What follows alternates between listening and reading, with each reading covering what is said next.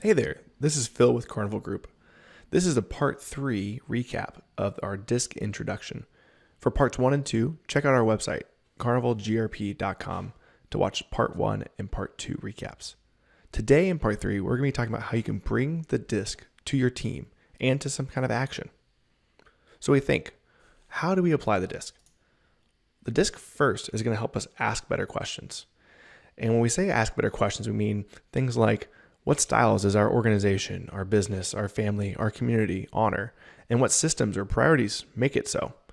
Maybe what styles are you missing in your community or your organization? Where are you maybe staying at that anchored point of your primary style and not adapting at all? These are all the type of questions we want to be starting to ask ourselves. We also want to be thinking about how can we apply the DiSC for ourselves, our own understanding of our primary tendencies. These primary tendencies are foundational to going forward. We want to then think about how do we apply this to others. The best work, the best relationships will happen when we understand each other and meet people where they are. When we have empathy and move that empathy to action or change is where we see the best occur. That's what we're all about at Carnival Group, invoking your best. Before we get to the homework, we want to give you a few extra insights on each style. In this chart, you'll see the priorities, which we've already looked at for each of the style types. Also some additional preferences maybe that might help you with the worksheet or help you with your own understanding of your personal style. Also some blind spots. Now the blind spots are important to use for yourself. They're not important to put on other people. We don't want to start telling people what their blind spots are. We want to start thinking about which of these maybe are blind spots that you own and what kind of blind spots would you add to your own life? Where are your priorities around the DiSC model maybe getting in the way of the best interaction with others? These are blind spots. So now the homework. The homework part for part 3 is to take this worksheet that does self-analysis and team breakdown and apply it to your work.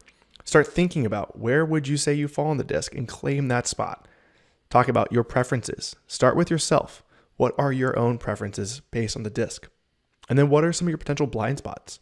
Be aware of these and start asking better questions based on that information that you find. And then complete it for each of your team members, your friends, or your family members. Identify where each person falls in the DiSC. Maybe ask them to identify for you, so that way you can not take any guesswork out of it and not make any assumptions. Or if you're not comfortable with that, feel free to take your best guess, but put yourself in their shoes. Also think about their preferences. What things would they prefer according to the DiSC? And then think about how you can adapt. How can you stretch yourself to meet them where they are? Adapt for theirs and the team's or your group's overall benefit. Really think hard about this one. This is going to be where you're going to make the most change in your organization, your family, your business.